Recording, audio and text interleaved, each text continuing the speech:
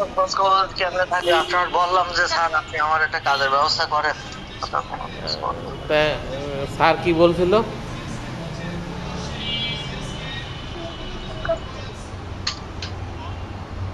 এখান হ্যাঁ, থেকে যাও, বলেন বাসায় আছি বলেন। বুঝতে পারছি আপনার বাসা মনে হয় অপরিচিত, আমি কোনোদিন যাইনি। না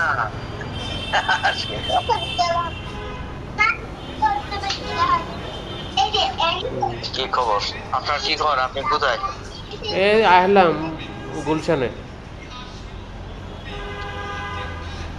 কোথায় এটা? গুলশান তো জায়গা তো ভিআইপি দেখতেছি, রেস্টুরেন্টে মনে হচ্ছে। গুলশানে তো আপনার গুলশানের লোকই তো ভিআইপি, আমরা তো গরিব এলাকায় থাকি ভাই।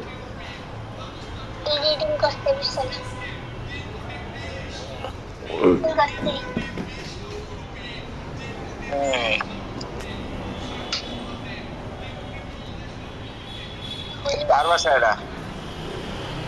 এই বড় লোকদের বাসা, আমরা গরিব মানুষ হই।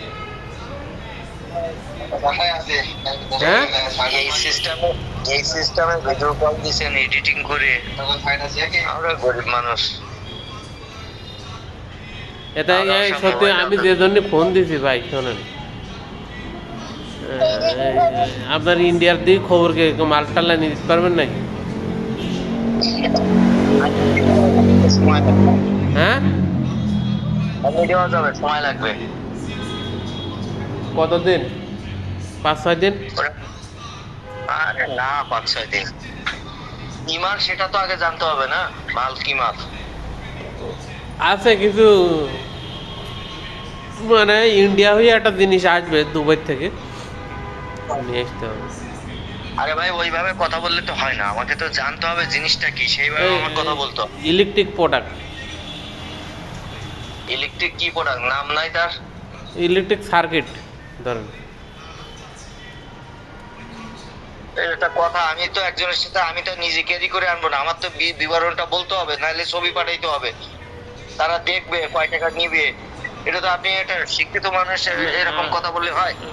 ঠিক আছে, আপনার সে রাগা স্বভাব মনে এখনো যায়নি, ভাবি আছে না না, পাশে, রাগের সময় না, ভালো ওই ঘরে সেই জন্যই রাগের এরকম সময় কথা বলছেন না, পাশে থাকলে এরকম কথা বলার আপনার সাহস ছিল না। আপনার তো একটা জিনিস বুঝতে হবে যে আমি যখন একটা লোকের সাথে কথা বলবো, ধরুন মালটা হ্যাঁ তো আর আমি ক্যারি করবো না, তখন তারা আমার বিস্তারিত বলতে হবে ভাই, এক্স্যাক্টলি কি জিনিস, ছবি দিয়ে। এটা আপনার ওই এমআরআই মেশিনের কিছু পার্টস আছে বুঝছেন, সেটা পার্টসটা আমিও দেখিনি ভাই। কত কিলো হবে? তা ধরেন 20 কিলো, 20-25 কিলো ধরেন। আপনি আগে ডিটেলস নেন আর ছবি দিতে বলেন, করে দিতে পারবো, করা যাবে। হুম। ওকে, ওনাকে বলেন এখন ছবি ছবি দেখে ছাড়া কেউ কথা বলবে না ভাই, কারণ আপনার বুঝতে হবে এখন তো লাইন আগের মতো নাই, বুঝছেন না? না আমি মনে করি যে মানে সহজ ব্যাপার, ওরা একটু ইয়ের ব্যাপারে ওই ইন্ডিয়া বর্ডারের থেকে এগুলো ছাড়তে চায় না বুঝছেন। আমি কি বললাম আপনাকে, এটা ঝামেলার কেস, আপনি যত সহজ ভাবছেন অত না সহজ আমি না। ঝামেলায় এই জন্যই তো আপনাকে বললাম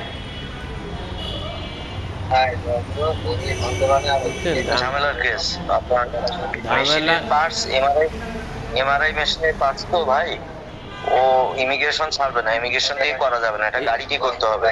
এর আগে একবার আনতে দেই, ও মানে শাড়ি দেয়নি বুঝছেন, সত্যি কথা আপনার সঙ্গে বলি,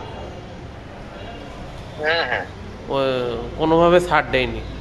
ও কি নীতিমালা লঙ্ঘন না কি কি হয়েছিল, এই জন্য মনে ওটা ক্লিয়ারিটি দেয়নি কোনোভাবে, হবে না যাওয়া, এটা যাবে না। আপনি করেন, আপনি আমাকে ছবি পাঠান, হ্যাঁ, হুম। আমাকে ছবি দিতে হবে, ছবি ছাড়া আমি কোনো কথা বলতে পারবো না। হ্যাঁ, আর এগুলো খরচ কিন্তু অনেক বেশি, আমি আগেই বলি। হ্যাঁ, খরচ কেমন? এগুলো খরচ কিন্তু অনেক বেশি। খরচ ওরা ছবি দেখে বলবে, এমআরআই মেশিনের পার্টসে খরচ নিবে অনেক, সেটা হলো বড় কথা। আমি কালকে 150 কেজি একটা অর্ডার পাইছি, আজকে না করে দিছি। ওই পানির মোটর তাও খুলে পার্টস আসবে, বুঝতে পারছেন? পানির মোটর আমার আসবে কাছে কেন? ছবি আনবে ওরা, কোন জায়গা থেকে আনবে, মুম্বাই থেকে আনবে, কিনছে, মাল কেনা আছে। তা আমি রাত্রে আজকে দুপুরবেলা সেটা না করে দিছি।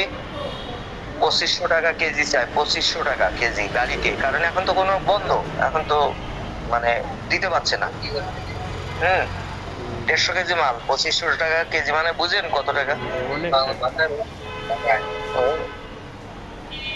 তো ইলেকট্রিক্যালের এই ধরনের পার্টস গুলো মেহেদি ভাই, যেটা সত্যি কথা কি, ওরা ওই যেটা আপনি বলছেন, খুলে বলছেন, এটা আমিও জানি, আপনি না বললেও আমি জানতে পারতাম। এরা ওই মানে বা তোমার ওই যে গভর্নমেন্টস যে রুলস আছে না, এক্সপোর্ট ইম্পোর্টের কিছু রুলস আছে, ওই রুলসের ধারায় খাইয়ে এরা মনে করেন যে মানে টাকা বেশি আদায় করে। এইগুলো মেশিন, আপনারটা শোনেন, এই মেশিনগুলো সত্যি কথা আমি আপনাকে বলি, এইগুলো কিছু ট্যাক্স ফ্রি আছে। বাংলাদেশ থেকে কিনলেই ধরেন 50,000 টাকা পড়বে, ওখান থেকে কিনলে পড়বে হলো 20,000 টাকা। তা কয় যে ভারত গভর্নমেন্ট এটা তো ট্যাক্স ফ্রি করে দিয়েছে ওই আসার সময়, তো এইখান থেকে ভর্তুকি দেয়, না না সরি ভর্তুকি দিয়েছে। তো এটা এখানে যে সময় গেলে তো ইন্ডিয়ার ক্ষতি, ভর্তুকি দিয়ে এগুলো নিয়ে আসে, বুঝছেন? তো এই জন্যই ছাড় দিইনি এর আগে একবার, কয়ে যে এগুলো ছাড়া যাবে না।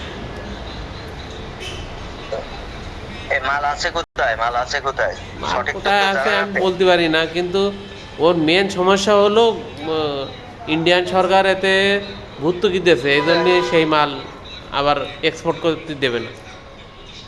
ভাই আমার ওইগুলো দেখার দরকার নাই। আপনি আমাকে ছবি পাঠাবেন, কত কেজি মাল, সঠিক তথ্য দিবেন, মাল কোথায় আছে এটা জানাবেন, আমি আপনার মাল এনে দেওয়া দেখবো, মাল এনে দিয়ে দেবো, কিন্তু যে রেট পড়বে সেই রেট দিতে হবে। এখন রেট অনেক হাই হইলে আমাকে জানায়, না হলে ওইরকম অর্ধেক কথা বলে লাভ নেই। আমি মাল এনে দিতে পারবো, এটা আপনি কনফার্ম থাকবেন। আচ্ছা ঠিক আছে, দেখি আমি আলাপ করি, দেখি পার্টির সঙ্গে। হ্যাঁ সেটাই, ওইটাই বলছি, এটা আপনি কনফার্ম করেন, কনফার্ম করে দেখেন, যদি হয় আমাদের জানান। বিকালের দিক ফ্রি থাকেন নাই দুপুরের পরে? মোটামুটি। ওই টায়ারের দোকানে যাবো একদিন, আপনি আর আমি। ওই ইয়েতে পল্টনে গেছিলাম, মনে আছে? হ্যাঁ, একদিন যাবানে। হ্যাঁ ঘুরে আসলাম দুই ভাই, আর দু টায়ার নিয়ে আসলাম। অনেকদিন আপনার সঙ্গে ভ্রমণ হয় না তো, এই জন্য এটা চিন্তা করছি। হ্যাঁ অবশ্যই।